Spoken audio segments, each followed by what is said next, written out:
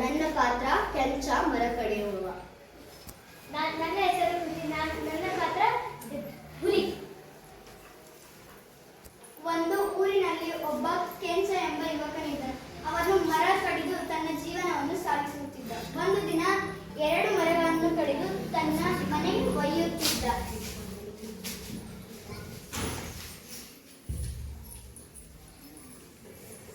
ಮತ್ತೆ 2 ದಿನಗಳ ನಂತರ ನದಿಯ ದಂಡೆಯಲ್ಲಿದ್ದ ಒಂದು ದೊಡ್ಡ ಆಲದ ಮರವನ್ನು ನೋಡಿದ.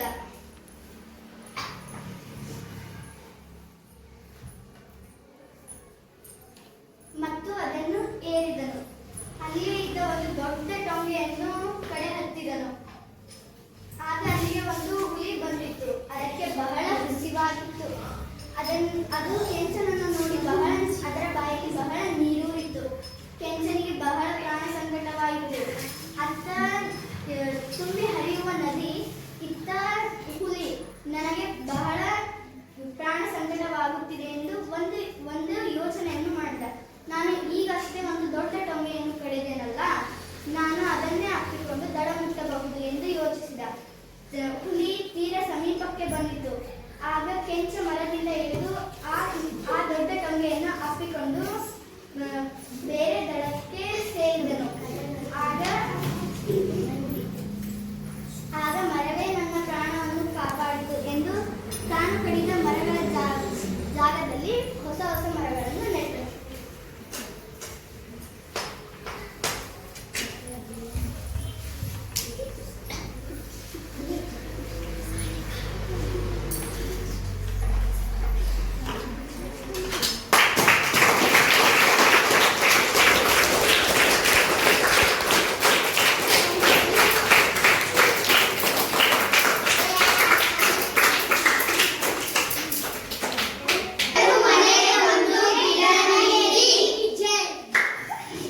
ಈ ನಾಟಕದ ನೀತಿ ಏನು?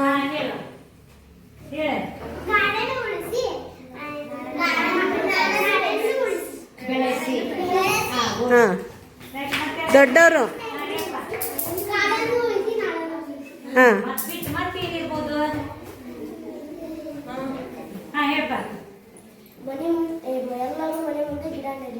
ಎಲ್ಲರೂ ಮನೆ ಮುಂದೆ ಗಿಡ ನೆಡಿ. ಮತ್ತೆ ಹೇಳಮ್ಮ. ಪ್ರಕೃತಿಯನ್ನು ನಾವು ಕಾಪಾಡಿದರೆ ಪ್ರಕೃತಿ ನಮ್ಮನ್ನು ಕಾಪಾಡುತ್ತದೆ. Very good. ಪ್ರಕೃತಿ. ಮನೆಗೊಂದು ಮರ ಊರಿಗೊಂದು ವನ. ಮತ್ತೆ ಯಾರು ಹೇಳ್ತೀರಿ?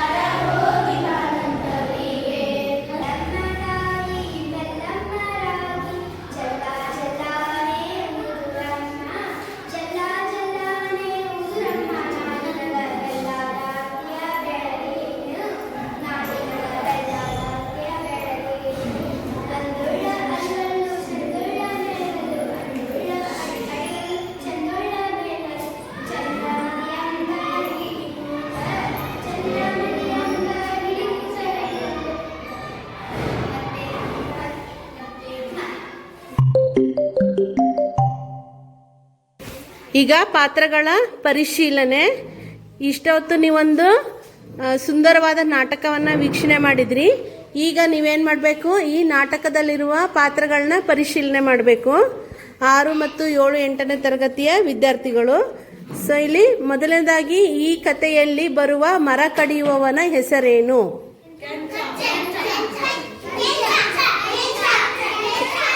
ಸರಿ, ಸರಿಯಾದ ಉತ್ತರ. ಈ ನಾಟಕದಲ್ಲಿ ಹುಲಿಯ ವೇಷವನ್ನ ಧರಿಸಿದ್ದವರು ಯಾರು? ಕೃತಿ.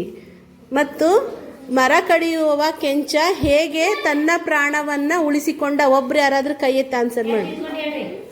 ಮರ ಕಡಿಯುವವ ಹೇಗೆ ತನ್ನ ಪ್ರಾಣವನ್ನ ಉಳಿಸಿಕೊಂಡ?